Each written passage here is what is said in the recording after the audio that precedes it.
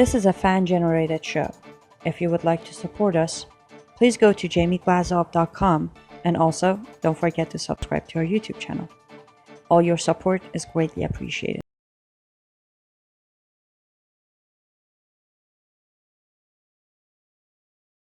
I won't be giving you a speech. I will not give you any research, any numbers, any politics, or anything that is popular. I will probably ruin many of your moods, and I apologize, but I have to do it. So I will be giving you a testimony. For those of you who may not know me or didn't get the chance to read my bio. I was born and raised in Islamic Republic of Iran, also known as Iran. And yes, I did ran. I was born after the revolution when the country was 100% Islamic and under Sharia. My father was a sheikh, which is a step higher than an imam.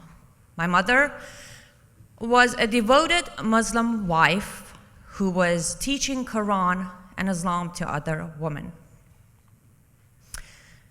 At age 9, by government and my family, I was called a woman, a full adult woman. And no, that wasn't because Khomeini, the supreme leader, just felt like that's a good thing to do. No. He made that a law because it is a law in Sharia, and the Hadith, and every teaching book. I was arrested, put in prison, and lashed at age 11 because I was sitting in the front seat, passenger side of a cab.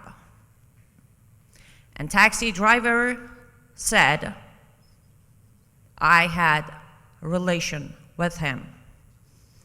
And I said I didn't. The judge took his word over mine because in Quran, 4th surah says, a woman counts as a half a man. Therefore, her testimony counts as a half of a person. So I had to bring in another woman or a man to confirm my story. Well, we were alone in the cab, I couldn't do that. So I took 25 lashes.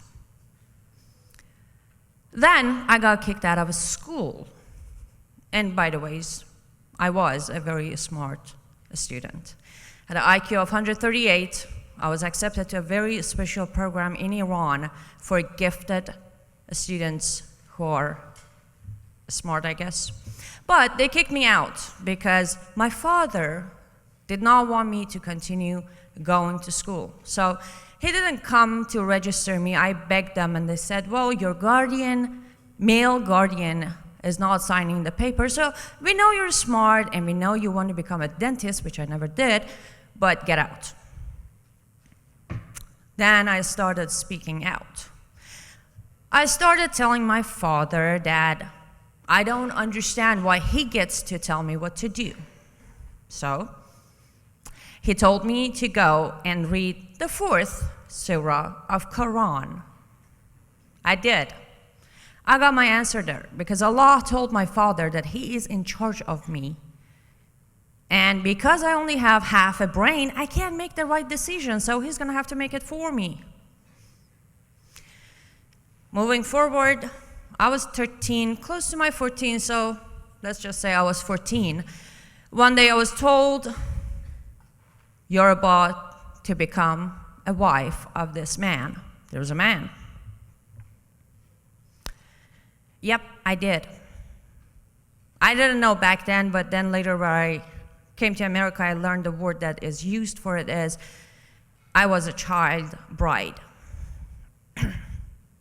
I didn't have a say on it. I tried, and I took a good beating for that. This man took me for close to 15 months. He raped me over and over. He beat me for any reason or not. If he didn't like what I did, he would beat me. If I wouldn't say anything back to him, he would beat me. Almost every major bone in my body was broken by him. If I didn't have a bruised eye, I would have a dislocated shoulder. If he would find something to do. So I went back to my father and I said, Dad, would you please get me a divorce because this guy's beating me? He referred me back to 4th Surah in Quran, where Allah says, if you think, you don't need to know, you just think that your wife is not going to obey you, first warn her, then separate your bed, then beat her until she obeys you. And just for the record, in Islamic Republic of Iran, when you start going to school, second mandatory language to learn is Arabic. So I was taught Quran in Arabic. I didn't read the sugar-coated English version of it.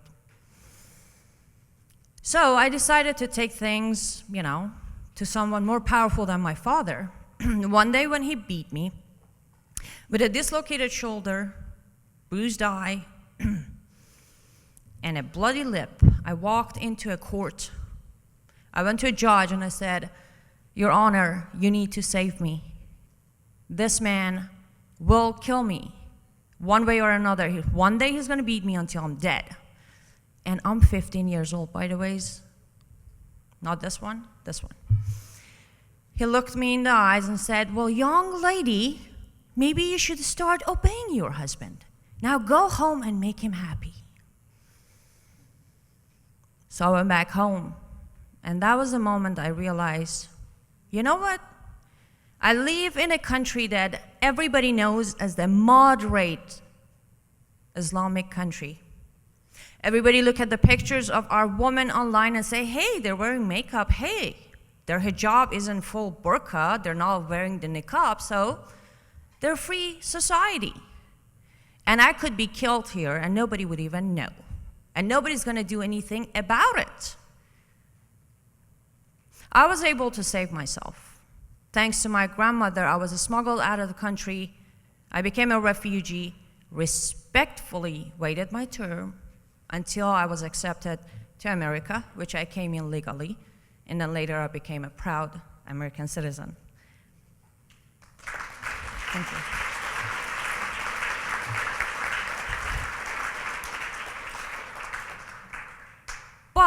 But, there are so many little 14-year-olds Anni Cyruses left behind.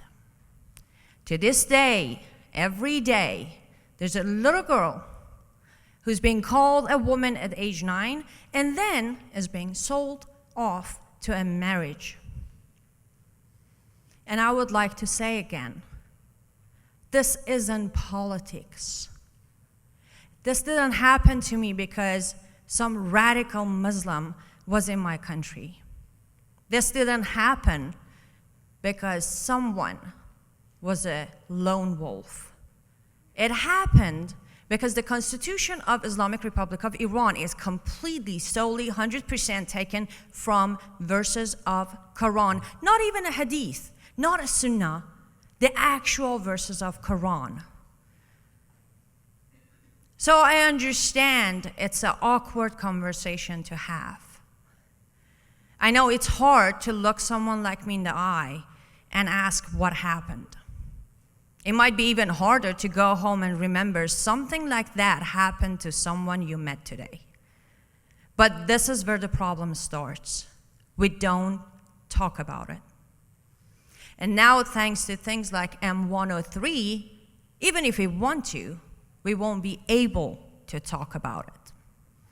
Under Sharia, every single day in Middle East, Europe, North America, everywhere, there is a little girl who's being tortured.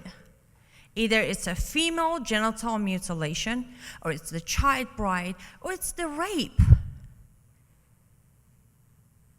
And it's all sanctioned by the book. Imam isn't just giving a fatwa so we can say this guy's taking it to the extreme level. It's in the book. I had Quran memorized at age 5. Not because I wanted to. As I said, my mom taught Quran and she would carry me everywhere, drag me here and there. As a little kid, it just started, staying there. I ask everyone to go and read the Quran. I understand it's hard, it's time consuming. Just go read the 4th surah of Quran. It only has 176 verses. I don't understand how we are okay with even a term Islamophobia. English is my 4th language, but I'm almost positive phobia comes from an irrational fear. I fear Islam not because I'm irrational, no, because I was raped, I was sold, I was broken into pieces, and I had to build myself back up. So that is a very rational fear. And if every single person, either if you're involved with it, if you experienced it or not, go read the source. Just look how you can be okay with the fact that there is a possibility of a religion that will sanction and allow a treatment of a woman the way it does in the 4th surah of Quran. Allah took the time to make sure to have a complete surah to make sure that there is no, forget about equality, not a single right for a woman. And if we allow anything like M103 to go further than it is, then all those little girls who are being sold out today, who are being mutilated today, they will have no hope because we can't even defend them. Because we can't come out here and say, they need us.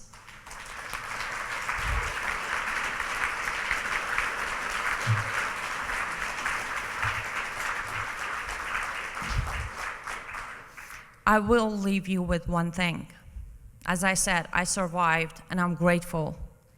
Every night when you go to bed, remember, there's a little girl somewhere praying for you to wake up and do something. Thank you.